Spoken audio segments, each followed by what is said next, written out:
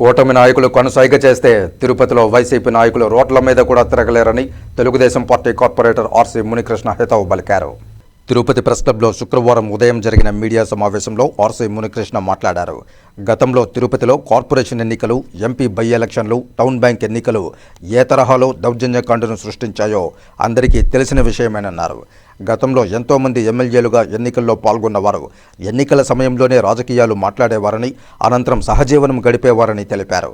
తిరుపతిలో deputy mayor పదవి ఖాళీ అయిందన్నప్పుడే క్యాంపు రాజకీయాలు ప్రారంభమయ్యాయని, ఇందులో భాగంగానే కొంతమంది కార్పొరేటర్లు పాండిచ్చేరిలో క్యాంపు వేసి దాక్కున్న సంగతి అందరికీ తెలిసిందే అన్నారు. మీ అరాచకాలకు, అక్రమాలకు ఐఏఎస్ ఆఫీసర్లు, ఇతర అధికారులు బలైన సంగతి ప్రజలందరికీ తెలుసన్నారు. ఈ మీడియా సమావేశంలో తెలుగుదేశం పార్టీ కార్పొరేటర్లు, నాయకులు సుబ్బు యాదవ్, సుధాకర్ రెడ్డి, శ్రీధర్, జగన్నాథం, నాగప్రతాప్, ముని తదితరులు పాల్గొన్నారు.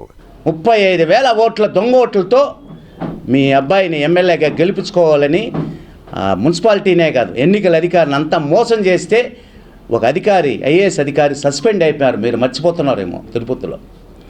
ఈ తిరుపతిలో నువ్వు ఎమ్మెల్యేగా ఎట్టా జరిగిందో, నీ ఎలక్షన్ ఎట్ట జరిగిందో, నీ కౌంటింగ్ ఎట్ట జరిగిందో, నువ్వు ఏ విధంగా అక్కడ ఎమ్మెల్యేగా గెలిచావో తిరుపతి ప్రజలందరికీ తెలుసు. నువ్వు కొత్తగా చెప్పాల్సిన పనిలే, నువ్వు మళ్ళీ చేయాల్సిన పనిలే.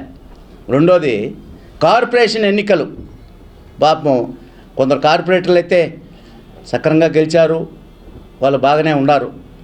కొందరు కార్పొరేటర్లతో నువ్వు వాళ్ళని లాలూచి పడి వాళ్లకు నువ్వు చేసిన ఎన్నికలు ఆ కొందరు కార్పొరేటర్ వల్ల ఎవరు ఏంది సరే ఆలోచించుకోండి.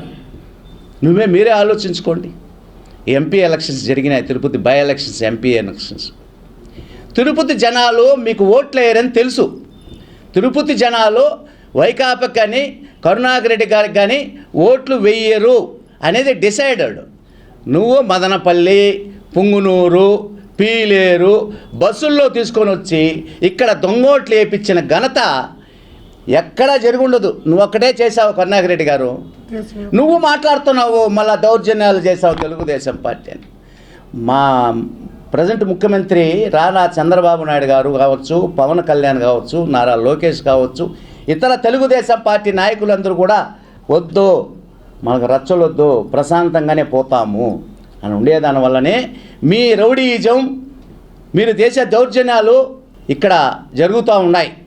నారా చంద్రబాబు నాయుడు కానీ కూటమి సభ్యులు కానీ కనుసైగ చేస్తే మీ వైకాపా వాళ్ళకి రోడ్లో కూడా తిరగలేరు. మీరు చేసిన దౌర్జన్యాలకి తిరుపతిలో ఎక్కడెక్కడ ఎన్ని భూ కబ్జాలు చేశారో మాకు తెలుసు.